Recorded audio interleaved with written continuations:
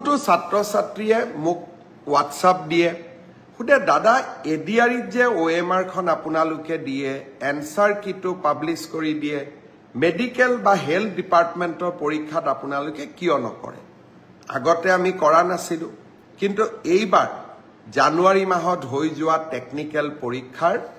answer কি আমি 12 এপ্ৰিল তাৰিখে প্ৰকাশ কৰিম আৰু যি সকলে OMR খন সংগ্ৰহ কৰিব বিচাৰে তেওঁলোকেও 50 টকা দি OMR খন সংগ্ৰহ কৰিব পাৰিব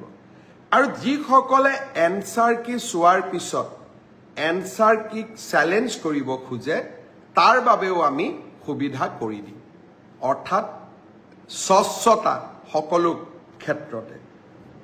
যোৱাকালি হৈ যোৱা তৃতীয় শ্ৰেণীৰ পৰীক্ষাটো আমি একেই ব্যৱস্থা গ্ৰহণ কৰিম